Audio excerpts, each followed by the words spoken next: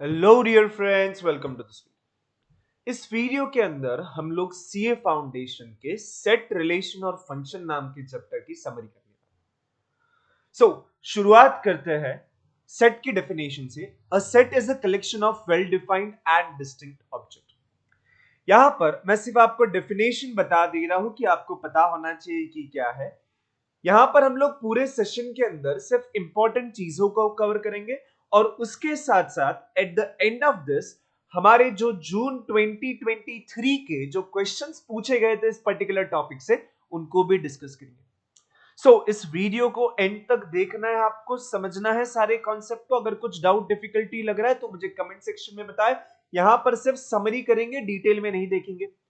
A set is a collection of well defined and a distinct object। तो यहां पर आपको क्या लगना है, सबसे पहले यह समझना है कि सेट के अंदर वेल डिफाइंड चीजें होती है। वेल डिफाइंड का मतलब क्या? वेल डिफाइंड यानी कि जो हर किसी के लिए सेम हो। For an example, set of all prime number, हर किसी के लिए set of all prime number same होता है भाई, बदलता नहीं है। अगर मैं कहूं नॉट वेल डिफाइंड का मतलब क्या होगा, मैं ऐसे बोल सकता हूं कि नॉट एग्जाम्पल में यह आ सकता है कि भाई set of all good relatives. किसी किसी के लिए सेट एम्प्टी सेट हो सकता है, मैं मान सकता हूं, समझ सकता हूं।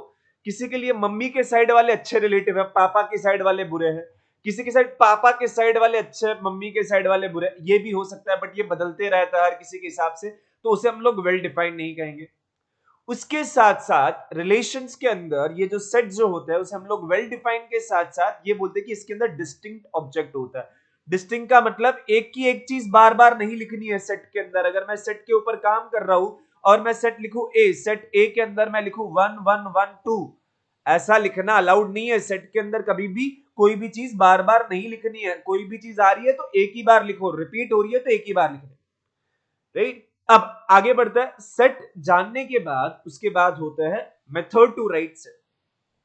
दो मेथड है लिखने के, रोस्टर मेथड और सेट बिल्डर मेथड। इसके ऊपर कभी क्वेश्चन पूछे नहीं गए, नहीं जाएंगे, बट छोटा सा कॉन्सेप्ट है, समझना जरूरी है। तो आपको पता चलेगा भाई सेट क्या है। सबसे पहला रोस्टर मेथड। रोस्टर मेथड यानी कि उसे हम लोग एन्यूमरेशन मेथड बोल सकते हैं या फिर लिस्टिंग मेथड बोल सकते हैं। इसके अंदर हम लोग वो जो सेट होता है उसकी प्रॉपर्टी नहीं लिखते, यहां पर हम लोग उसके एलिमेंट को ही लिस्ट कर देता है। बोलेंगे कि भाई क्या है इसके अंदर, 1 2 3 लिख दिया भाई, 1 2 3। ये हो गया भाई रोस्टर मेथड, लिस्टिंग मेथड। इसी तरीके से सेट बिल्डर मेथड होता है जिसके अंदर हम लोग प्रॉपर्टी लिखते हैं। फॉर एन एग्जांपल मैं यहां पर ऐसा लूंगा भाई, ए जो है उसके अंदर क्या है भाई, तो उसके अंदर एक्स है। एक्स क्या है, सच दैट एक्स की प्रॉपर्टी बाजू में लिखने की। X is a natural number, तो x belongs to natural number where x is between 1 to 3। Equal to भी लिखा है यानी कि 1 से 3 दोनों इंक्लूड हो गए। तो ये हो गया भाई सेट बिल्डर जिसके अंदर हम लोग प्रॉपर्टी लिखते हैं। दूसरा है रोस्टर मेथड, नाम आज तक पूछे नहीं है, नहीं जाने के चांस है, बट सिलेबस में है, हमने कवर किया है। फिर cardinal number of a set. Cardinal number of set का मतलब कि भाई उसके अंदर कितने एलिमेंट है। जैसे कि मैं आपको ऊपर वाला एग्जांपल ले लूं तो मेरे पास ए के अंदर 1 2 3 थे, तो मैं एन ऑफ ए जो है बोलूंगा कि भाई एन ऑफ ए क्या है, तो एन ऑफ ए है 3। उसके अंदर कितने एलिमेंट उतने उसके अंदर है ना। अगर मानो कि मैं रिलेटिव, गुड रिलेटिव्स के बारे में बात करूं तो किसी के लिए कोई भी अच्छा रिलेटिव होता ही नहीं है, तो उनके लिए वो सेट हो जाता है एम्प्टी सेट, नल सेट। और नल सेट के अंदर कितने एलिमेंट होते हैं, नल सेट को हम लोग ऐसा लिखते हैं, जीरो करके काट देते हैं, हम लोग नल सेट। उसके अंदर कितने एलिमेंट, एक भी नहीं, तो उसे बोलेंगे एन ऑफ ए 0, उसकी कार्डिनल नंबर है 0। अब बात करेंगे इक्वल सेट के बारे में। इक्वल सेट का मतलब क्या, जो सेट इक्वल हो सब तरीके से, यानी कि उसके अंदर जो भी है सब कुछ इक्वल है, तो उसे हम लोग कहेंगे equal set. For an example a हमारा 1 2 3 ले लू और बी जो है हमारा 3 to 1 ले लू, और मैं आपको पूछूं कि भाई इसमें क्या है, कुछ नहीं है भाई, आगे पीछे लिखा है ना। ऑर्डर जो है वो इंपॉर्टेंट नहीं होता है। सेट लिखते वक्त किसी भी ऑर्डर में लिखो, फर्क नहीं पड़ता। तो हमें पता चला ए और बी जो है ना बेसिकली इक्वल है, तो हम लोग ऐसा लिखते हैं ए इक्वल टू बी, बिकॉज सब कुछ तो सेम है, आगे पीछे लिखा ना, उतना तो चलता है। ठीक है। अब बात करेंगे इक्विवेलेंट सेट के बारे में। इक्विवेलेंट सेट का मतलब क्या होता है भाई, अगर मैं एग्जांपल के तौर पे दूं कि अगर मैं ए को 1 2 3 ले रहा हूं और मैं बी नाम के सेट को लेता हूं एबीसी। अब मैं पूछूंगा भाई इक्वल है क्या, बोलोगे कि सर सठिया गए हो, इक्वल तो नहीं है बाबा। यहां पर अगर हम लोग बोले ए और बी जो है इक्वल नहीं है, बट अगर मैं देखूं एक अच्छी चीज यहां पर ये हो रही है कि भाई एन ऑफ ए जो है उसके अंदर 3 एलिमेंट है, एन ऑफ बी जो है उसके अंदर भी 3 एलिमेंट है, दोनों इक्वल नहीं है बट उसके अंदर नंबर ऑफ एलिमेंट इक्वल है, तो हम लोग इसे कहते हैं इक्विवेलेंट सेट। और लिखने का तरीका क्या होता है? लिखने का तरीका होता है ए इज इक्विवेलेंट टू बी। तो हम लोग इक्वल करके ऊपर जो इक्विवेलेंट सिमिलर का जो साइन था हमारा स्कूल वाला वो लिखते हैं। यहां पर अगर मैं बोलूं ए और बी यहां पर इक्वल है तो उसके साथ साथ वो इक्विवेलेंट हो जाते हैं। इक्वल है तो इक्विवेलेंट होता है, बट इक्विवेलेंट है तो इक्वल नहीं होगा, ऐसा जरूरी नहीं है। ठीक है, इक्विवेलेंट है तो इक्वल होना जरूरी नहीं है, बट इक्वल है तो इक्विवेलेंट होने ही वाला है। छोटा सा कॉन्सेप्ट है जिसके ऊपर एमसीक्यू एक दिन पूछ लेंगे तो पता नहीं, हमें पता होना चाहिए, राइट? ओके, अब चलेंगे सबसेट के बारे में बात करेंगे। भाई ये सबसेट होता क्या है? सिंपल सा कॉन्सेप्ट है। अगर मैं आपको सीधा सीधा बता दूं कि भाई ए इज अ सेट, 1 2 3 नाम का सेट है हमारा प्यारा सेट 1 2 3।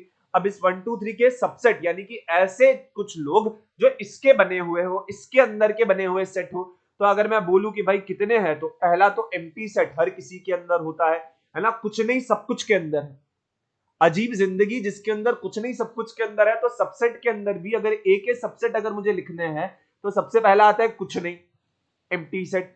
फिर सिंगलटन 1, सिंगलटन यानी कि इसके अंदर एक ही एलिमेंट, सिंगलटन 2, सिंगलटन 3।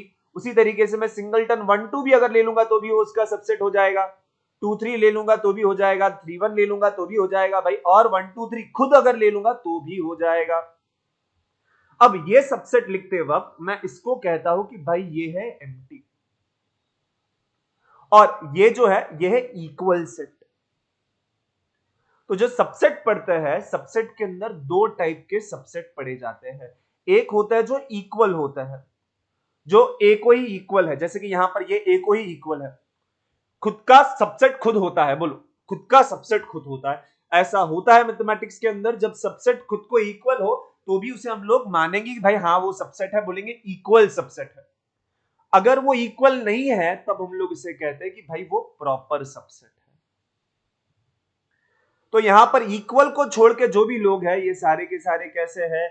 ये सारे के सारे प्रॉपर सबसेट है। इक्वल को छोड़ के जो जो आ रहा है ये सारे के सारे हमारे पास प्रॉपर सबसेट है।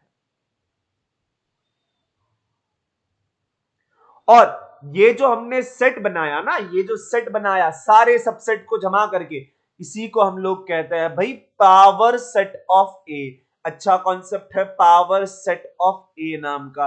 अगर कहीं पूछ लिया तो बहुत इजी है, समझोगे कॉन्सेप्ट तो हो जाएगा। यहां पर अब देखो मैंने ए लिखा था उसके सबसेट लिख दिए। ये एम्प्टी का मतलब कुछ नहीं, वो हर बार होता है, इक्वल भी हर बार होता है। इक्वल को छोड़ के जो है उसे प्रॉपर कह दिया। पावर सेट यानी कि इसी कलेक्शन ऑफ ऑल सबसेट को हम लोग पावर सेट कहते हैं। आपको क्वेश्चन किस तरीके से पूछेंगे, अगर आपको बोला कि भाई एन ऑफ ए जो है, अगर एन ऑफ ए मानो कि एन है, तो आपको ये पूछेंगे कि भाई किसने इसके प्रॉपर सबसेट है, प्रॉपर सबसेट कितने हैं, राइट? अगर पूछेंगे तो सबसे पहला क्वेश्चन लिख लेते कि भाई सबसेट कितने होंगे, इसके सबसेट कितने, अगर n एलिमेंट है तो सबसेट 2n। अगर प्रॉपर सबसेट पूछा तो उसके अंदर हमें पता है 2n तो सबसेट होता है, उसमें से एक बंदा इक्वल होता है, तो हम लोग बोलेंगे भाई 2n माइनस 1। अगर बोला कि नॉन एम्प्टी कितने हैं, नॉन एम्प्टी सबसेट कितने हैं, अगर नॉन एम्प्टी सबसेट जानना है तो वो भी इसी तरीके से भाई 2n टोटल सबसेट, उसमें से एम्प्टी वाला निकाल दो। अगर ये बोला कि भाई नॉन एम्प्टी, अगर ये बोला नॉन एम्प्टी एंड प्रॉपर दोनों हो भाई, नॉन एम्प्टी भी हो और प्रॉपर भी हो, यानी कि देखो टोटल होता है 2n, एम्प्टी वाला निकालो तो एक जाएगा, प्रॉपर वाले ढूंढोगे तो इक्वल वाला हटाओगे और एक जाएगा, यानी कि टोटल कितने गए, 2 गए, तो -2। उसके साथ साथ लास्ट जो लोग आपके साथ गुगली खेल सकते हो ये कि भाई ये पूछ ले कि एन ऑफ पी ऑफ ए बता दो। भाई पी ऑफ ए यानी कि क्या, भाई पावर सेट के अंदर कितने एलिमेंट है, भाई पावर सेट के अंदर तो सारे सबसेट थे। अगर पावर सेट के अंदर सारे सबसेट है तो कितने सबसेट होते हैं भाई 2n। तो ये देखो सबसेट पूछने का और एक तरीका होता है कि पावर सेट पूछ ले, कितने सबसेट है, कितने एलिमेंट पावर सेट के अंदर है, दोनों का मतलब एक ही होता है। ठीक है, चलते हैं थोड़ा आगे। आपने ये सब कुछ ऑलरेडी पढ़ा है, रिवाइज कर रहे हैं हम लोग, राइट? अब कुछ फॉर्मूला इंपॉर्टेंट फॉर्मूला जो मैंने आपको बताना है वो ये होगा। सबसे पहला फॉर्मूला भाई n of A union B क्या होता है, तो भाई स्कूल में पढ़ा था, है ना, n of A plus n of B minus कुछ तो करना पड़ता है, क्या करना पड़ता है, n of A intersection B. अगर 3 का यूनियन है, देखो दो दो, ये 2 वाला इजी था भाई, सिंगल सिंगल प्लस डबल वाला माइनस, सिंगल सिंगल यानी कि देखो n of A n of B single plus किया, इंटरसेक्शन यानी कि डबल वाला माइनस किया, तो यहां पर भी कुछ सिमिलर है।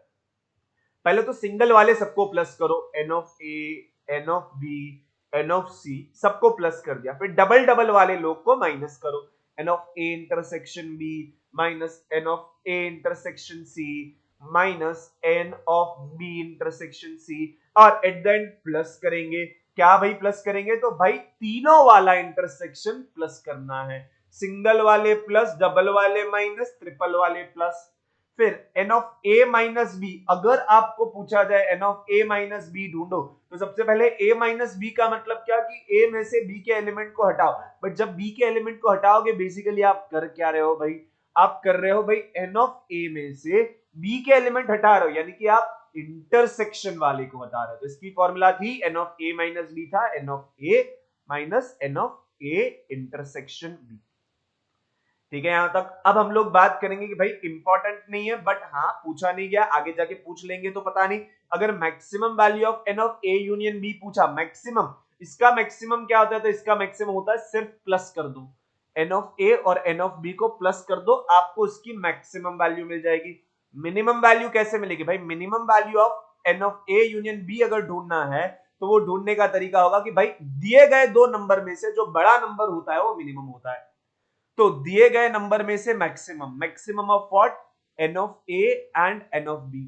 फॉर एन एग्जांपल अगर मैं आपको ये बोल दूं कि मेरे पास एन ऑफ ए जो है वो 5 है, एन ऑफ बी जो है वो 7 है, और अगर मैं आपको ये पूछूं कि भाई maximum value of A union B क्या बन सकता है, मैक्सिमम वैल्यू क्या बनेगा, तो दोनों को सम कर देना, 5 प्लस 7 12। अगर मैं आपको बोलूं minimum value of n of A union B क्या बनेगा, तो भाई मिनिमम के लिए दिए गए दो नंबर में से जो बड़ा नंबर होगा वो आपका आंसर, बड़ा नंबर ये है तो भाई वो आंसर हो गया, है ना। सबको समझा था ये? अच्छा समझा होगा तो कमेंट सेक्शन में लिखिएगा कि भाई समझ रहा है, अगर नहीं समझ रहा है, कुछ डाउट रहेगा समरी के अंदर तो आप मुझे चैट बॉक्स में बताइए। अगर नए हो चैनल को तो इसको सब्सक्राइब कर दीजिएगा।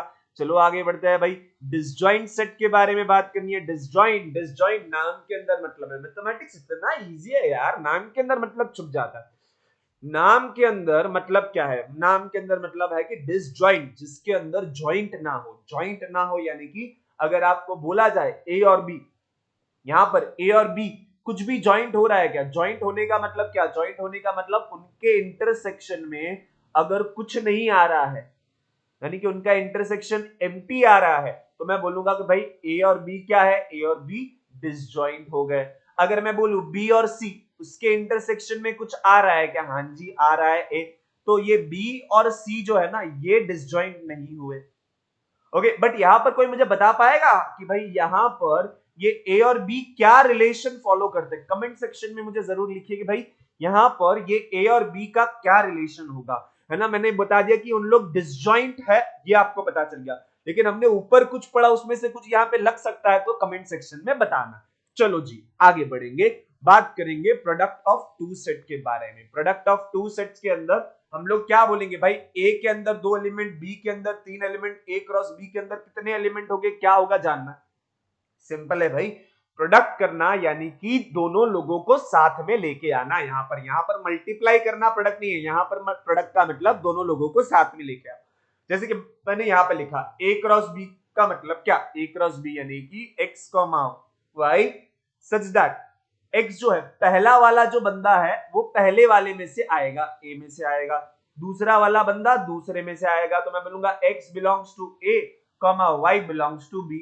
अगर मुझे यहाँ पे लिखना है तो कैसे लिखूंगा भाई? मैं लिखूंगा कि बेटे ए कॉमा वन, पहला वाला पहले ए में से लिया, फिर ए कॉमा टू भी चलेगा, ए कॉमा थ्री भी चलेगा। उसी तरीके से अगर मैं बोलूं कि भाई बी कॉमा वन भी चलेगा, बी कॉमा टू भी चलेगा, बी कॉमा थ्री भी चलेगा, हाँ जी भाई चलेगा। कितने एलिमेंट बने? तो भाई टोटल 6 एलिमेंट बने। अगर मैं बी क्रॉस ए पूछता आपको तो इसका क्या होता पता है? इसके सबके उल्टे हो जाते भाई, उल्टी हो जाती, 1a 2a 3a, फिर आगे क्या? फिर 1b 2b 3b।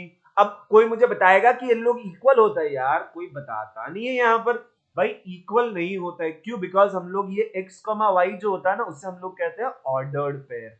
Ordered pair. देखो हम लोग सेट के अंदर बोलते हैं कि भाई order is not important, but ये जो गोले में लिखा है ना, ये जो हमने राउंड ब्रैकेट में लिखा है ना, उनके अंदर ऑर्डर इंपॉर्टेंट है। बाहर अगर मैं देखो इन दोनों को आगे पीछे लिखूं तो कुछ फर्क नहीं, बट अगर मैंने इन दोनों को आगे पीछे लिखूं तो भाई फर्क है, राइट। तो सबसे पहली चीज ये समझो कि a cross b cross a same नहीं है। तो पहला नोट आप ये कर देना कि भाई a cross b cross a equal नहीं है, बट दोनों के अंदर कितने एलिमेंट है, दोनों के अंदर 6 एलिमेंट है, 6 एलिमेंट है, यानी कि दोनों इक्वल नहीं है बट दोनों इक्विवेलेंट है। उसके साथ साथ अगर मैं बोलूं n of A cross B तुरंत निकालना है तो कैसे निकालता, तुरंत निकालना है तो मैं बोल देता है भाई इसके अंदर 2 एलिमेंट थे, इसके अंदर 3 एलिमेंट थे टोटल, तो ए क्रॉस बी के अंदर कुछ भी कर लेते, लिखते क्यों, ऐसे ही लिख देते कि भाई कितने हो गए, तो n of A into n of B, तुरंत 2 गुना 3 6 बन गया आंसर। एक n of A n of B सिर्फ मल्टीप्लाई करोगे तो आ जाएगा। उसके साथ साथ अब मैं इंपॉर्टेंट चीज आपको दे रहा हूं कि भाई अगर उन्होंने ये बोल दिया कि भाई ए और बी दे दिया और बोला कि पावर सेट के अंदर कितने एलिमेंट है, फॉर एन एग्जांपल मैं एग्जांपल के साथ एक्सप्लेन कर देता हूं। यहां पर मानो कि ए के अंदर 2 एलिमेंट, बी के अंदर 3 एलिमेंट, जो हमारा एग्जांपल है। तो ए क्रॉस बी के अंदर कितने एलिमेंट, ए क्रॉस बी के अंदर 6, और पावर सेट के अंदर कितने एलिमेंट, तो भाई हमने अभी अभी सीखा पावर सेट यानी कि उसके कितने सबसेट। देखो याद रखो, पावर सेट के नंबर पूछे कि भाई पावर सेट के अंदर कितने एलिमेंट, तो याद रखना जो नंबर होगा ना उसका, अंदर वाले का जो भी नंबर होगा उसको 2 की पावर में रख देना। यहाँ पे अंदर वाला है ए क्रॉस बी जिसके अंदर 6 एलिमेंट है, तो उस 6 को 2 की पावर में रख दो, तो आंसर होता है 2:6। अगर यहां पर मुझे n of power set of A cross B जानना है तो मैं लिखूंगा भाई 2 के पावर में क्या, 2 के पावर में n of A cross B. अब ए क्रॉस बी के अंदर जितने एलिमेंट होंगे वो 2 के पावर में लिखूंगा, मुझे पता चल जाएगा भाई पावर सेट के अंदर कितने एलिमेंट है। ठीक है, थोड़ा आगे बढ़ेंगे भाई।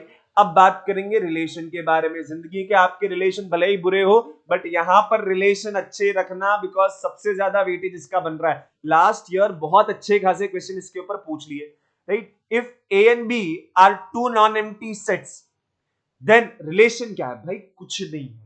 रिलेशन यानी कि कुछ नहीं, मतलब क्या भाई, ये जो हमने आगे पढ़ा ना ए क्रॉस बी और उसके सबसेट, अगर आपके पास ए क्रॉस बी के कोई भी सबसेट को अगर आप देखोगे तो उसी को हम लोग कह देते हैं भाई वो एक रिलेशन है ना। ऊपर ए क्रॉस बी ले लो, उसका कोई भी सबसेट ले लो, उसे हम लोग कहेंगे भाई वो रिलेशन है।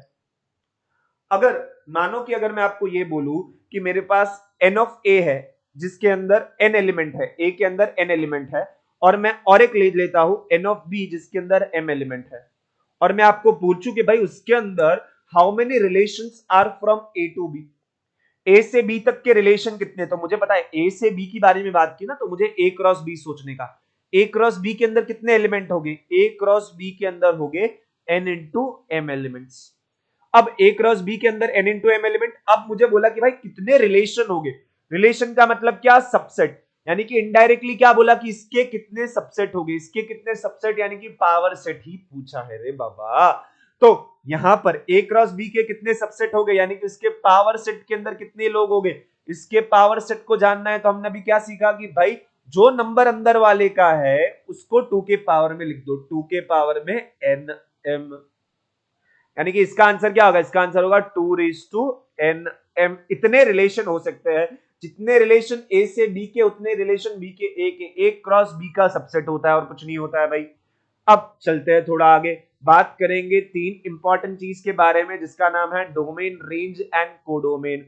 डोमेन का मतलब क्या, डोमेन का मतलब it is collection of all first component. अगर मैं आपको ये रिलेशन दूं तो इसका जो पहला कंपोनेंट होता है ना उसे हम लोग कहेंगे इनपुट, दूसरा जो होता है उसे हम लोग कहते हैं आउटपुट। तो अगर आपने सारे फर्स्ट कंपोनेंट को जमा कर दिया तो उसे हम लोग कहते हैं डोमेन। मानो कि एक एग्जांपल है, ए ये है, बी ये है, आर यहां पर दिया है, मैं बोलूं R is a relation from A to B. अब ये relation from A to B है, मैंने यहां पर डी ऑफ आर को जानना है। डी ऑफ आर को कैसे जानूंगा भाई मैं, डी ऑफ आर यानी कि collection of all first component, इसके सारे फर्स्ट कंपोनेंट को लिखना है, यानी कि सारे इनपुट को लिखना है। तो ये -3 -2 फिर -1 फिर 1 और 3, मैंने सारे पहले वालों को लिख दिया, है ना। ये जो है ना पहले वाले उन सबको लिख दिया मैंने यहां पर। अब बात करते हैं रेंज के बारे में। भाई रेंज का मतलब क्या होता है? रेंज का मतलब collection of all second component, जिसको हमने आउटपुट कहा था। सेकंड कंपोनेंट में कौन कौन आ रहा है भाई? सेकंड कंपोनेंट के अंदर आ रहा है 9 4 1 1 9। ऊपर हमने पढ़ा था कि भाई डिस्टिंक्ट एलिमेंट लिखते हैं। डिस्टिंक्ट का मतलब क्या? डिस्टिंक्ट का मतलब ये होता है कि भाई वहां पर आपके जो एलिमेंट्स होते हैं उसके अंदर आप कभी भी रिपीट नहीं करते हो। तो आपको रिपीट नहीं करना है तो हम लोग क्या लिखेंगे? सिर्फ लिखेंगे भाई 9 4 1, सिर्फ इतना लिखेंगे और कुछ नहीं लिखेंगे। अब आ रहा है लास्ट चीज जिसे हम लोग कहते हैं कोडोमेन। देखो डोमेन यानी कि collection of all input, range यानी कि collection of all output. Codomain का मतलब क्या? कोडोमेन अगर मेरा रिलेशन ए से बी तक का रिलेशन है, from A to B, if my relation is from A to B, है ना, तो उसके अंदर जो जो यहां पर आप एंड करते हो ना रिलेशन, उसी को हम लोग कहते हैं कि भाई वो आपका कोडोमेन है। So relation from A to B, then the B is a codomain. तो यहां पर R is a relation from A to B ना, तो ये हो जाएगा मेरा कोडोमेन।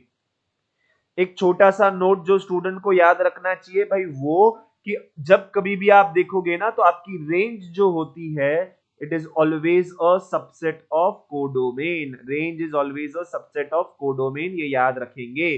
ठीक है, आगे बढ़ते हैं। आगे बढ़ेंगे, टाइप्स ऑफ रिलेशन के बारे में बात करेंगे ना। से इसको भाई जितना चाहिए उतना स्टार बना के रख लो। लास्ट ईयर 2 क्वेश्चन पूछे, इस साल भी 2 क्वेश्चन पूछने के चांस है, राइट। लास्ट जो अटेम्प्ट था उसमें 2 क्वेश्चन इसके ऊपर आ गए, है ना। 5 में से 2 इसी के ऊपर आए। देखो कितना इंपॉर्टेंस है इस बंदे का। अब टाइप्स ऑफ रिलेशन ऑन ए। भाई टाइप्स ऑफ रिलेशन तो क्या होता है? 4 टाइप के होता है। सबसे पहला रिफ्लेक्सिव। रिफ्लेक्सिव का मतलब कि भाई हर किसी के लिए, for all a comma a उसके अंदर होना ही चाहिए, right. Everyone should be related to itself. Symmetric का मतलब अगर ए कॉमा बी उसके अंदर है तो सिमेट्रिक यानी कि उसका उल्टा बी कॉमा ए भी उसके अंदर होना चाहिए। फिर ट्रांजिटिव। ट्रांजिटिव का मतलब क्या होता है कि भाई यहां पर अगर ए बी के साथ रिलेटेड है, बी, फिर ये बी सी के साथ रिलेटेड है, तो ए भी सी के साथ रिलेटेड होना चाहिए। ए भी सी के साथ रिलेटेड होना चाहिए। इसको समझने का इजी तरीका क्या बताया मैंने भाई? इसका समझने का इजी तरीका बता देता हूं भाई। क्या तरीका है इसको समझने का? तो आप ये याद रखना कि जब कभी भी आपको ऐसा दिखे कि एक बंदा जहां पर खत्म हो रहा है दूसरा वहीं से शुरू हो रहा है ना, एक बंदा जहां पर खत्म हो रहा है दूसरा वहीं से शुरू हो रहा है, तो इस तरीके से स्माइली बननी चाहिए। और ये स्माइली ए से सी तक गई तो ये ए सी उसके अंदर होना चाहिए। ठीक है, ये स्माइली बन जाएगी तो भाई वो ट्रांजिटिव बन जाएगा। अगर आपके पास रिलेशन रिफ्लेक्सिव, सिमेट्रिक और ट्रांजिटिव तीनों है तो उसे हम लोग कहते हैं भाई इक्विवेलेंट रिलेशन। इसे हम लोग कहेंगे इक्विवेलेंट रिलेशन। ठीक है, तो उसे हम लोग इक्विवेलेंट यानी कि तीनों होना चाहिए। मानो कि अगर मैं एक एग्जांपल लू, set A is given over here, 1 2 3, R is nothing but this I have given। Types of relation on a. Relation on a का मतलब होता है ये ए से ए तक का नाता है ना, ए से ए। और हम लोग जो टाइप्स पढ़ते हैं वो ऑन ए ही पढ़ते हैं, ए टू बी के लिए नहीं पढ़ता है, उसके लिए नहीं डिफाइंड होता है, राइट। सो ये ए टू ए का नाता है। तो ए से ए तक अगर पूछा है तो उन्होंने देखो रिलेशन मैंने दे दिया, मुझे चेक करना है क्या ये रिफ्लेक्सिव, सिमेट्रिक, ट्रांजिटिव और इक्विवेलेंट है कि नहीं है। रिफ्लेक्सिव के लिए मैं क्या चेक करूंगा? रिफ्लेक्सिव के लिए मैं चेक करता हूं कि भाई ये जो 1 2 3 है ना, तो उसके लिए सारे के सारे होने चाहिए। 1 1 होना चाहिए भाई, है। 2 2 होना चाहिए भाई, है। 3 3 होना चाहिए तो है। तो रिफ्लेक्सिव की कंडीशन सेटिस्फाई करना है कि सारे एलिमेंट के लिए ए कॉमा ए उसके अंदर होना चाहिए, तो ये भाई रिफ्लेक्सिव। अब हम लोग सोचेंगे क्या ये सिमेट्रिक है? सिमेट्रिक देखो, जैसे आप रिफ्लेक्सिव के बंदों को चेक कर लेते हो ना तो उसको साइड में रख लेना, वो परेशान करने नहीं आएंगे, है ना, तो उसको साइड में रख लो। अब सिमेट्रिक के लिए चेक करो। सिमेट्रिक का मतलब अगर ए बी है तो बी ए होना चाहिए। ये लोग अपने आप सब कुछ सेटिस्फाई करते हैं, इसलिए मैं बोलता हूं कि उसको साइड में रखो। अब 1 2 है तो उसका उल्टा है, 2 3 है तो उसका उल्टा है, यानी कि भाई ये सिमेट्रिक भी है। अब हमें सोचना है क्या ये ट्रांजिटिव भी है? ट्रांजिटिव के लिए मैंने क्या बताया कि स्माइली बननी चाहिए। देखो ये वाले जो 3 लोग हैं ना, जो खुद से खुद का नाता रखते हैं ना, उनको साइड में रखो, वो कभी परेशान नहीं करेंगे, अच्छे इंसान है वो। है ना। तो उसके लिए चेकिंग करने मत जाओ, बाकी लोगों के लिए चेक करो। बाकी लोगों के लिए चेक कैसे करोगे? तो मैंने बोला था कि भाई स्माइली बननी चाहिए। देखो ये 2 से शुरू हो रहा है, ये 2 पे खत्म हो रहा है, और ये जो बंदा है ना वो 2 से शुरू हो रहा है, सही है। तो ये स्माइली बनी 1 से 3 की, ये 1 से 3 की स्माइली बनी, बट 1,3 तो दिख नहीं रहा है भाई। अगर ये 1,3 यहां पे नहीं दिख रहा है, इस आर के अंदर नहीं है, तो उसका मतलब ये ट्रांजिटिव नहीं है। अगर ट्रांजिटिव नहीं है तो ये इक्विवेलेंट भी नहीं है। ठीक है जी, समझा। इंपॉर्टेंट कॉन्सेप्ट है, प्रीवियस ईयर में पूछा गया है, आगे पूछने के भी उतने ही अच्छे चांस है। ठीक है, हम लोग आगे बढ़ता है, थोड़ा इनवर्स रिलेशन के बारे में बात करता है। सिंपल सा कॉन्सेप्ट है, आपको ऑलरेडी पता होगा, रिवाइज करेंगे हम सिर्फ। इनवर्स रिलेशन का मतलब आर इनवर्स उसे हम लोग कहते हैं। होता क्या है, तो इनवर्स कर देना है। इनपुट था और आउटपुट ये था, उसका उल्टा कर दो। आउटपुट को इनपुट लिख दो, इनपुट को आउटपुट लिख दो, उल्टा कर दो, तो ये हो गया भाई आपका आर इनवर्स। इनवर्स, इससे आसान कुछ नहीं भाई। आर इनवर्स के लिए अगर मैं बोलूं डोमेन क्या है, डोमेन ऑफ आर इनवर्स, ये डोमेन ऑफ आर इनवर्स यानी कि इसके पहले वाले लोग को जमा करो। पहले वाले लोग को जमा करेंगे तो यहां पर आ रहा है 2 and 3। अगर आप थोड़ा ध्यान से देखोगे तो ये 2 और 3 जो है ना वो आर का रेंज बनता है। सो याद रखना कि भाई range of R is same as domain of R inverse. उसी तरीके से अगर मैं बोलूं कि भाई रेंज ऑफ आर इनवर्स सोचना है, रेंज ऑफ आर इनवर्स यानी कि आप क्या करोगे भाई, अब उसके सेकंड एलिमेंट को जमा करोगे। उसके सेकंड एलिमेंट है 1,2, और ये 1,2 बेसिकली है क्या, ये तो भाई आर का डोमेन था। डोमेन रेंज बना, रेंज डोमेन बना, ये आर से आर इनवर्स हो गया भाई। सिंपल सा फंडा है, समझा भाई सबको ये। चलो अब लास्ट पार्ट पे आएंगे। लास्ट पार्ट है फंक्शन के बारे में बात करनी है। बहुत डिफिकल्ट लगता है बच्चों को, बिकॉज डराता है फंक्शन सबको आगे। मैं उसको आसान बनाता हूँ। आसान कैसे बनाऊंगा, पहले तो देखो यहाँ पे एक डेफिनेशन में डराता हूँ आपको, पढ़ता हूं मैं। A function f from set a to b is a relation from a to b which associate each element x in a to a unique exactly one element y in b। देखो भाई CA बनने के बाद हमें Excel के function जानने होंगे, but mathematics का फंक्शन वहां पे नहीं आने वाला है। हमें उसके डिटेल में नहीं जानना है। हम क्या जानेंगे भाई, सिंपल वर्ड में बताओ ना सर, उसके लिए तो हम यहाँ पर आए हैं। अगर यहाँ पर आए हो, अगर आपको फंक्शन का डेफिनेशन समझ जाता है भाई, सब्सक्राइब करना, शेयर करना और लाइक करना भूलना नहीं। कमेंट सेक्शन में बताना कि समझा कि नहीं। अब देखो थोड़ा अच्छा तरीका बताता हूं। फंक्शन क्या है, तो फंक्शन कुछ नहीं है बाबा, वो एक रिलेशन है। अब देखो रिलेशन है तो कैसा रिलेशन है, अब ये रिलेशन को मैं कैसे इजीली बताऊं। तो यहां पर एक एग्जांपल मैं बताता हूं कि भाई ए से बी एक रिलेशन है आर नाम का, जिसके अंदर इनपुट 1 करोगे तो आंसर आता है 2। तो मैं यहां पे मैप कर देता हूं, 1 गया 2 की तरफ। इनपुट बी करोगे तो आउटपुट आता है 3, बी से 3 गया। सी से 4 जाना चाहिए, सी जा रहा है 4 की ओर, उसी तरीके से डी जा रहा है 4 की ओर, और उसके साथ साथ लास्ट में दिया है a,2 यानी कि a जो है वो 2 की तरफ भी जा रहा है। अब देखो सिंपल वर्ड में अगर फंक्शन बताऊंगा तो इसका मतलब दो चीज। फंक्शन एक जिंदगी है, और जिंदगी के अंदर ये आपके लोग हैं, this are the people with you and this are their destiny. अब देखो हर किसी बंदे की कुछ ना कोई डेस्टिनी होती है। तो सबसे पहला कंडीशन क्या होता है, सबसे पहला कंडीशन की everyone should have a destiny, यानी कि यहां पर जो ए है ना उसके अंदर सब कुछ कहीं ना कहीं जाना चाहिए। और हर किसी बंदे की एक ही डेस्टिनी होती है, कोई भी बंदा दो जगह पे नहीं जा सकता। जैसे कि यहां पर अगर आप देखोगे ना, बी जो है, यहां पर आपके पास ये जो बी है, जो ये बी था, इस बी की कितनी डेस्टिनी थी, ये बी जो था उसकी एक ही डेस्टिनी थी, उसकी डेस्टिनी थी सिर्फ 3, राइट। उसकी एक ही डेस्टिनी थी जो थी 3। अब आप ए को देखोगे ना, ए बंदे की दो डेस्टिनी है, एक 1 पे भी जा रहा है 2 पे भी जा रहा है, ये नहीं चलेगा। हर कोई बंदे की डेस्टिनी होनी चाहिए, और इसकी कितनी डेस्टिनी होनी चाहिए, तो भाई एक ही होनी चाहिए। अगर आप ये कॉन्सेप्ट को समझ जाते हो और इसको थोड़ा प्रैक्टिस करते हो तो आपको फंक्शन आ गया। फंक्शन कोई भी दे देंगे आप चेक कर लोगे, भाई हर किसी की एक डेस्टिनी होनी चाहिए, बस हर किसी की एक डेस्टिनी हो तो वो फंक्शन बन जाता है। तो यहां पर क्या ये फंक्शन है, नहीं है, बिकॉज ए जो है उसकी दो डेस्टिनी है, तो ये फंक्शन नहीं है। अगर इसको मिटा दूं तो अब ये फंक्शन है। अगर इसको मिटा दूं तो अब ये फंक्शन नहीं है, क्यों? बिकॉज डी की कोई डेस्टिनी नहीं है। अगर मैं डी को यहां पे भेज दूं भाई, अब फंक्शन है बिकॉज डी की डेस्टिनी है। देखो बंदा जो है वो रिपीट नहीं हो सकता, एक बंदे की दो डेस्टिनी नहीं हो सकती, दो बंदे की एक डेस्टिनी हो सकती है, दिस इज पॉसिबल, है ना? तो ये जिंदगी है, फंक्शन का नाम जिंदगी रख लो आज से, ठीक है? ओके, तो यहां पर हमें ये उसकी डेफिनेशन समझी। अब उसके अंदर डोमेन, कोडोमेन और रेंज को समझ लेते हैं। डोमेन यानी कि पहले एलिमेंट, पहले तो मुझे पता चला कि इसको हटाना पड़ेगा तब जाके ये फंक्शन बनेगा। डोमेन का मतलब पहले वाले एलिमेंट को जमा कर दो, पहले वाले element a b c and d, a b c and d which is basically your ए।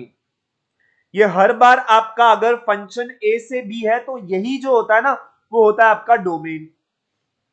क्यों? बिकॉज हर किसी को डेस्टिनी है तो हर कोई आ ही जाएगा, इसलिए ये होता है डोमेन। और बी जो होता है दूसरा वाला जिसको हमने आगे भी नाम दिया था वो होता है कोडोमेन। तो यहां पे हमें आप सीखना है कि भाई रेंज क्या है। तो रेंज यानी कि जो आपके आउटपुट्स होते हैं ना उसे हम लोग कहते हैं रेंज। आपके आउटपुट्स क्या क्या बन रहा है? यहाँ पर आउटपुट्स बन रहा है यार 1 बन रहा है, 3 बन रहा है, 4 बन रहा है, 5 बन रहा है। तो 1 3 4 एंड 5, राइट? तो ये हो जाएगी आपकी रेंज। कोडोमेन बन गया आपका बी। हम लोग समरी कर रहे हैं इसलिए मेरा पेस थोड़ा ज्यादा, अगर आपको थोड़ा फास्ट लगता है तो आप इसको थोड़े कम स्पीड पे देखना, अच्छा लगेगा मुझे भी और आपको भी।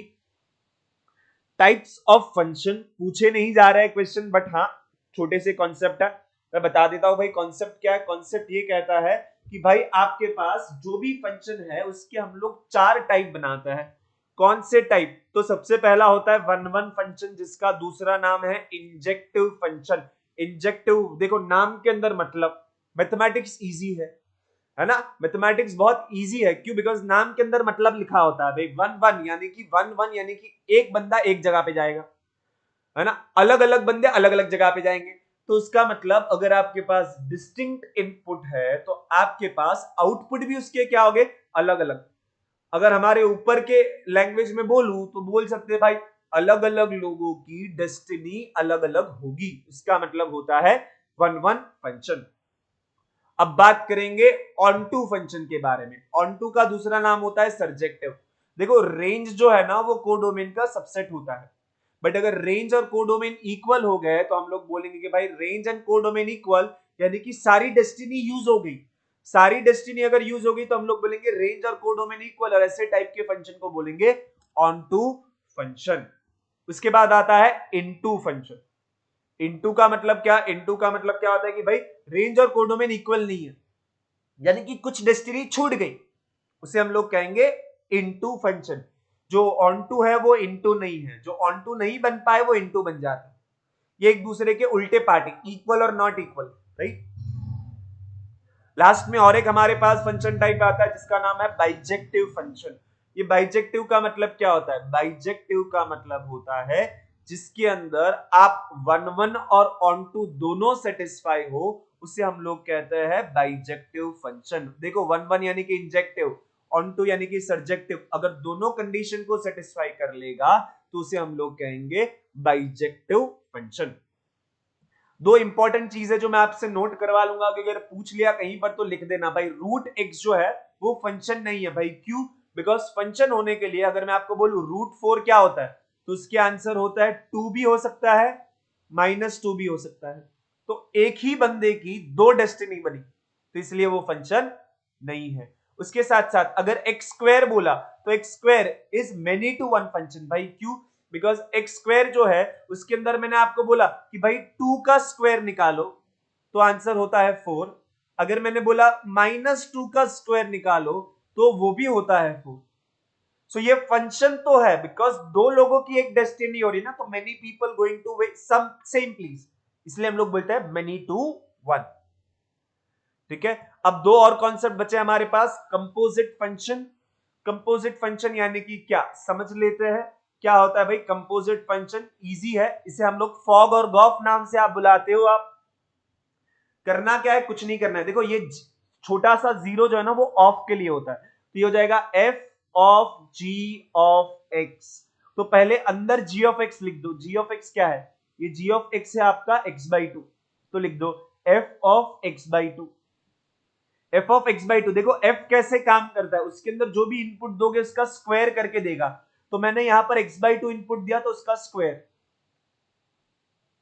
स्क्वायर क्या होगा, एक्स स्क्वायर डिवाइडेड बाई 4। ठीक है, तो ये फॉग हो गया, अंदर वाला लिख दिया, फिर उसके अंदर बाहर वाला लगा दिया, है ना। अब जी कंपोजिट एफ, जी कंपोजिट एफ का मतलब जी ऑफ एफ ऑफ एक्स। तो ये भाई क्या हो जाएगा, एफ ऑफ एक्स का मतलब क्या, एक्स स्क्वायर, है ना। एफ ऑफ एक्स का मतलब था एक्स स्क्वायर। जी कैसे काम करता है, जो इनपुट दे तो उसका आधा करके दे देता है। यहां पर इनपुट एक्स स्क्वायर दिया तो उसका आधा, यानी कि एक्स स्क्वायर बाई 2। सबसे पहले ये देखो क्या ये दोनों इक्वल है, नहीं, वो इक्वल नहीं है। तो सबसे पहला चीज, कंपोजिट के अंदर फॉग और गॉप इक्वल नहीं होते। अगर मानो कि इक्वल हो गए, f composite g and g composite f अगर इक्वल हो गया, और वो इक्वल किसको हुआ, अगर वो इक्वल टू एक्स हुआ, अगर एफ कंपोजिट जी निकाला एक्स आ गया, जी कंपोजिट एफ निकाला वो भी एक्स आ गया, है ना, तो उसका मतलब ये दो जो फंक्शन है वो एक दूसरे के इनवर्स फंक्शन होंगे। ठीक है, उसके इनवर्स फंक्शन होंगे। अब आता है last concept and the most important, I will say, because उनको अच्छा लगता है पूछने को, आपको यहां पे टेस्ट करना अच्छा लगता है। इनवर्स फंक्शन, ये इनवर्स का मतलब क्या होता है बता देता हूं भाई। इनवर्स का मतलब उसका उल्टा जो हमने ऊपर देखा अभी। इनवर्स का मतलब कि भाई एक ऐसा फंक्शन सोचो जिसके अंदर कंपोजिट करोगे तो आंसर एक्स आएगा, बट अपने को वहां पर थोड़ी उसको सॉल्यूशन दिखाना, अपने को ट्रिक चाहिए। ट्रिक बताता हूं, अगर मुझे इसका इनवर्स जानना है तो आप ऐसे याद रखो, आप स्टार्ट करते हो y equal to f of x से, और आपको खत्म करना है, आपको क्या करना है, इनवर्स चाहिए ना, तो इसको यहां पे भेज दो। तो आप x इक्वल टू पे खत्म करना, प्रॉब्लम को सॉल्व करते हुए f इनवर्स ऑफ y ऐसे खत्म कर देना, आंसर आ जाएगा आपका। राइट, तो मैं स्टार्ट करता हूं। तो सबसे पहले y equal to 2x divided by 1 plus x, मानो कि ये फंक्शन है, मुझे इसका इनवर्स जानना है। इनवर्स जानने के लिए मुझे पता है मुझे x इक्वल टू लिखना है, तो सबसे पहले सिंप्लीफाई करने के लिए इसको यहां पे भेज देता हूं। तो ये क्या हो जाएगा, y into 1 plus x equal to 2x। तो पहले y को बांट दूंगा, तो y plus x y equal to 2x। अब ये देखो ये x वाले बंदे साथ में ले लेते हैं, तो ये क्या हो जाएगा, y equal to 2x minus x y. अब इन दोनों में से मैं x को कॉमन ले सकता हूं, तो x को कॉमन लूंगा तो ये क्या आ जाएगा, x इंटू 2 माइनस वाई। तो x मेरे पास क्या बच गया, ये बंदा मल्टीप्लाई कर रहा है सामने जाके divide, y divided by 2 minus y. तो आ गया आपका आंसर। देखो मैंने बोला था y इक्वल टू से स्टार्ट करना, x इक्वल टू पे खत्म करो, ये हो गया आपका आंसर। बट क्योंकि आपका f जो है वो x के फॉर्म में दिया था, तो f इनवर्स जो है वो भी आपको x फॉर्म में ही लिखना होगा। तो आंसर यही है, बट उसमें y की जगह पे x लिख दो, तो ये क्या हो जाएगा, x divided by 2 minus x. सबको समझा यहां तक। और एक छोटी सी चीज जो आप नोट कर लोगे वो ये कि अगर आपको बोला log x to the base a और उसका इनवर्स जानना है, तो उसका इनवर्स होता है a to the power x। Simple सा है, जिसको थोड़ा भी लॉग पता है वो कर लेगा, अगर एग्जाम में आया तो इसको टिक कर लेना। ठीक है, चलते हैं आगे। Over here we actually complete the entire thing for this chapter of set relation and function, जो जो ऑलमोस्ट हर साल 4 से 5 मार्क के लिए पूछा जा रहा है। राइट, तो मैंने क्या किया, मैंने लास्ट ईयर के कुछ क्वेश्चंस आपके साथ डिस्कस करने के लिए यहां पे रखा है PYQ, previous year question of June 2023। हम लोग उनको डिस्कस करेंगे साथ में, तो एंड तक जुड़े रहे मेरे साथ।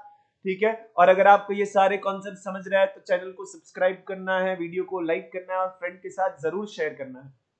ओके, सबसे पहला क्वेश्चन नंबर 1 एक पूछा था उन्होंने ये कि भाई given this relation on the set A, find the minimum number of order pair which when added to R make it an equivalent relation। मतलब कि उसको इक्विवेलेंट बनाना है, तो इक्विवेलेंट के लिए हमें पता है कि 3 चीजें होनी चाहिए। उसके अंदर क्या होना चाहिए, वो रिफ्लेक्सिव होना चाहिए, वो सिमेट्रिक होना चाहिए और वो ट्रांजिटिव भी होना चाहिए। तो सबसे पहले हम लोग क्या करते हैं, हमें ये जानना है कि इसके अंदर और क्या ऐड करना पड़ेगा। देखो रिफ्लेक्सिव के लिए क्या क्या ऐड करना पड़ेगा, रिफ्लेक्सिव के लिए 1,1 ऐड करना पड़ेगा, 2,2 ऐड करना पड़ेगा, 3,3 को भी ऐड करना पड़ेगा, बिकॉज रिफ्लेक्सिव का मतलब क्या, हर कोई खुद के साथ रिलेटेड हो। ये 1 2 3 दिया तो हर कोई उसके साथ रिलेटेड होना चाहिए, जो यहां पर दिया नहीं था तो ऐड करना पड़ेगा, तो ये 3 लोग को ऐड करना पड़ेगा। फिर सिमेट्रिक, सिमेट्रिक यानी कि अगर ए बी के साथ रिलेटेड तो बी ए के साथ रिलेटेड होना चाहिए, राइट। अब देखो, अब इसके अंदर क्या ऐड करोगे, तो आप इसके अंदर ऐड करोगे भाई 1 2 है बट 2 1 नहीं है ना, तो 2 1 ऐड कर देना। 2 3 है बट 3 2 नहीं है तो उसको ऐड कर दोगे, सही यहां तक। अब आता है ट्रांजिटिव। ट्रांजिटिव का मतलब क्या था, हमने बोला था स्माइली बननी चाहिए, देखो स्माइली, तो ये 2 पे खत्म हो रहा है, 2 पे शुरू हो रहा है, तो स्माइली बन रही है 1 3 की, तो 1 3 इसके अंदर होना चाहिए।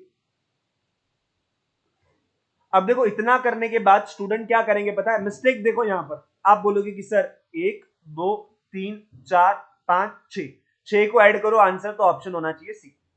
बट नहीं बाबा, रुको, सबर करो थोड़ा। सबर ये करना था कि आपने यहां पर जिन लोगों को ऐड किया वो भी कंडीशन सेटिस्फाई करने चाहिए ना। जैसे कि यहां पर 1 3 है ना, अगर 1 3 आया तो 3 1 भी आना चाहिए। अगर 1 3 आया तो आपको 3 1 भी रखना पड़ेगा, यानी कि सिमेट्रिक बनाने के लिए आपको यहां पर ये सिमेट्रिक वाला जो था ना उसके अंदर 2 नहीं, आपको तीसरा भी ऐड करना पड़ेगा, जो है आपका 3 1, है ना, तो 3 1 भी आ जाएगा। तो ऑलरेडी उसके अंदर 2 थे और मैंने यहां पर 7 अलग से लिखे। इस 7 को छोड़ के और किसी की आपको जरूरत पड़ेगी कि थोड़ा सोच लो आप। देखो ऑप्शन के अंदर 7 और 8 भी है, क्या 7 और इसको छोड़ के आपको और किसी की जरूरत पड़ने वाली है? सोच लो थोड़ा, कहीं कुछ लग रहा है, राइट। Think about it. देखो ये प्रॉब्लम अच्छा था बट इक्विवेलेंट पूछ के उन्होंने आपको यहाँ पे फंसा दिया। एक मिस्टेक कर सकते हैं कि स्टूडेंट 6 टिक करके आ जाएंगे, बिकॉज 1 3 से 3 1 होना चाहिए, स्टूडेंट को जल्दी स्ट्राइक नहीं करेगा, तो ये प्रैक्टिस से स्ट्राइक होता है। अगर ऐसा कुछ पहले सॉल्व किया तो स्ट्राइक होता है ना। और एग्जाम जो है ना वो प्रैक्टिस का दूसरा स्टेप होता है, तो प्रैक्टिस इतनी करो कि वहां पे जाके हाँ ये तो देखा, ये भी देखा, ऐसा भी देखा, ऐसा होना चाहिए अपने पास, राइट। तो इसके अंदर कितने एलिमेंट को ऐड करने की जरूरत पड़ी, तो टोटल 7 लोगों को ऐड करने की जरूरत पड़ी, तो हमें पता चला कि भाई 7 आने वाला है, इसका आंसर 6 नहीं। ठीक है, हम लोग थोड़ा आगे बढ़ते हैं, आगे बढ़ेंगे दूसरे क्वेश्चन की। और जो उन्होंने पूछा था भाई, क्वेश्चन ये था कि R is a relation on a set of natural number such that, देखो ये नोटेशन क्या है, एक्स आर एक्स, यानी कि x is related to y. X R y का मतलब x is related to y, जिसको हम लोग अब तक क्या लिखते थे, ऐसा लिखते थे भाई, x comma y belongs to R. ये उसको लिखने का दूसरा तरीका। ये डबल एरो का मतलब इफ एंड ओनली इफ। पता नहीं आपको क्या उनको इस बार सूझा था कि इतने अच्छे नोटेशन यूज करने लगे। इफ एंड ओनली इफ, बोला कि x is related to y, if and only if x minus y is divisible by 5, और बोला कि ये इक्विवेलेंट है, एंटी सिमेट्रिक है, symmetric but not transitive, symmetric but not reflexive. अच्छा क्वेश्चन पूछा था, अच्छा फंसाया था। इसको आपको एंड में करना, अगर करना होता तो एंड में करते, बिकॉज फंस जाते कहीं ना, तो पता नहीं। तो देखो x minus y is divisible by 5, यानी कि कंडीशन ये है कि अगर आपको रिलेशन में रहना है तो उन दोनों का डिफरेंस जो है वो डिविजिबल बाय 5 होना चाहिए। तो अगर मैं बोलूं इक्विवेलेंट, यानी कि सबसे पहले मैं रिफ्लेक्सिव चेक करता हूं। रिफ्लेक्सिव में क्या होता है, हर कोई खुद के साथ रिलेटेड होना चाहिए। तो अगर मैं बोलूं हर किसी का खुद से डिफरेंस 5 से डिविजिबल होता है क्या, अगर मैंने बोला x का खुद से डिफरेंस, ये तो 0 हो जाता है ना, और 5 जो है क्या 0 को डिवाइड करता है, 0 is divisible by every number। so अगर 0 is divisible by every number, ये x माइनस एक्स जो 0 हुआ वो 5 से डिविजिबल है, यानी कि मैं बोल सकता हूं कि भाई मैं बोल सकता हूं कि x is related to x, यानी कि वो रिफ्लेक्सिव है। सेकेंड हम लोग चेक करते हैं सिमेट्रिक। कैसे चेक करना है, तो मानो कि अगर मैं 2 नंबर ले लेता हूं, मानो कि मैंने 1 और 6 नंबर ले लिए, क्या 1 और 6 रिलेटेड है? हाँ भाई है, बिकॉज अगर मैंने 1 माइनस 5 किया ना, तो 1 माइनस 6 किया ना तो वो माइनस 5 होता है, और ये माइनस 5 5 से डिवाइड होता है। तो उस तरीके से आप उल्टा सोचो, क्या 6 1 के साथ रिलेटेड है भाई, 6 भी 1 के साथ रिलेटेड है। किस तरीके से, तो 6 माइनस 1 करोगे तो 5 होगा, और वो भी 5 से डिवाइड होता है, तो ये सिमेट्रिक की प्रॉपर्टी भी सेटिस्फाई करेगा। अब हमें सिर्फ देखना है कि भाई ट्रांजिटिव है कि नहीं है ना। एग्जाम के अंदर भी क्या करो कि ऐसे कुछ एक रैंडम नंबर ले लो और फिर वहां से निकाल लो। ज्यादातर आपको ऐसे लेवल के ही क्वेश्चन पूछते जो एग्जाम्पल से बन जाते हैं, राइट। यहां पर अगर मैं बोलूं कि मैं 3 नंबर लेता हूं, 1 इज रिलेटेड टू 6 बिकॉज इनका डिफरेंस क्या होता है, 5 का होता है और 5 डिवाइड होता है। और उसी तरीके से अगर मैं बोलूं 1 इज रिलेटेड टू 11 बिकॉज यहां पर भी डिफरेंस कितना होता है, 5 का होता है। अगर मैं बोलूं यहां से मैं बोल सकता हूं 1 is related to 11 as well, होता है ना। डिफरेंस कितने का है, 10 का डिफरेंस है। अगर 10 का डिफरेंस है तो 10 इज डिविजिबल बाय 5, यानी कि ट्रांजिटिव प्रॉपर्टी को भी सेटिस्फाई करता है। इसीलिए ये जो क्वेश्चन है वो इक्विवेलेंट बन जाएगा, राइट। आप अपने हिसाब से कोई भी रैंडम नंबर लो, ये बनना ही था, राइट। ये इक्विवेलेंट ही है। एग्जाम के अंदर कभी भी वेरिएबल से मत खेलो, नंबर के साथ खेलो। वेरिएबल आ रहा है तो उसको अपने हिसाब से नंबर मान लो, आंसर टिक कर लो, खेल खत्म, टाटा बाय बाय। ठीक है, आगे बढ़ते हैं। और 2 प्रॉब्लम हमें डिस्कस करना है। क्वेश्चन नंबर 3 जो उन्होंने पूछा था वो डिस्कस करते हैं। यहाँ पर देखो रैंडमली कोई भी क्वेश्चन होता है, मैंने ढूंढ ढूंढ के आपके लिए लेके आया हूं ये क्वेश्चन। यहां पर बोला ए ये है, बी ये है, सी है और ये पूछ लिया। एक ही क्वेश्चन के अंदर 3 कॉन्सेप्ट, माइनस का कॉन्सेप्ट, प्रोडक्ट का कॉन्सेप्ट, इंटरसेक्शन का कॉन्सेप्ट, उनको मजा ही मजा आ गया। ठीक है, हम लोग a माइनस बी करेंगे। a माइनस बी क्या होगा, a माइनस बी यानी मैं a में से b के एलिमेंट निकाल दो। a में से b के एलिमेंट क्या है, bc यहां पर है और bc यहां पर भी है, तो उसको निकाल दो। तो a माइनस बी में क्या बचा, सिर्फ a बचा। ठीक है, अब b इंटरसेक्शन c सोचो। b इंटरसेक्शन c यानी कि उसमें कॉमन क्या है, b और c के अंदर मैं देख रहा हूं कि भाई यहां पर मुझे दिख रहा है कि यहां पर c कॉमन है और d भी कॉमन है। तो इसके अंदर कॉमन है c कॉमा d। पहले तो ये निकालना था और फिर इसका क्रॉस करना था। अच्छा क्वेश्चन था, देख के तुरंत करने वाला प्रॉब्लम था, है ना। 1 मिनट के अंदर आराम से कर लोगे अगर कॉन्सेप्ट क्लियर है। तो इसके अंदर क्या आया, क्रॉस का मतलब क्या होता है कि पहले वाले में से एलिमेंट लेना है, दूसरा वाला दूसरे में से लेना है। तो पहले में तो a ही है तो a ही आएगा, दूसरे में c और d है तो एक बार c ले लो, दूसरी बार d ले लो a के साथ। पहला ही ऑप्शन सही था, ऑप्शन ए। समझा सबको ये, अच्छा क्वेश्चन पूछा था, इजी भी था। लास्ट क्वेश्चन मैंने जैसे कि बोला था कि भाई ये अच्छा क्वेश्चन होता है इनवर्स वाला। इनवर्स वाला प्रॉब्लम कैसे करना है, तो भाई इनवर्स अगर पूछा है तो y इक्वल टू से चालू करो, इसकी जगह पे y लिखो, y equal to 4x plus 3 और x इक्वल टू पे खत्म करना है तो y minus 3 equal to 4x। So y minus 3 divided by 4 equal to x। मैंने बोला था कि भाई यही आंसर है, बट आंसर कैसा होगा, y की जगह पे x लिखा होगा, y की जगह पे x लिखा, यानी कि ये ऑप्शन सी जैसा लग रहा है। खेल खत्म। कितना इजी था, देख के तुरंत करना है इनवर्स वाला प्रॉब्लम। ठीक है, तो यहां पर मेरे प्यारे दोस्तों हमने कंप्लीट किया पूरा का पूरा symmetry of set relation and function. सारे कॉन्सेप्ट हमने देखे। तो अगर उसके साथ साथ प्रीवियस ईयर के 4 क्वेश्चंस को भी हमने डिस्कस कर लिया जो 4-5 पूछे जा रहे हैं हर साल। तो यहां पर ये हम लोग ये वीडियो को खत्म करेंगे। Don't forget to like this video, share it with your friend and subscribe to the channel. Okay जी, टाटा बाय बाय।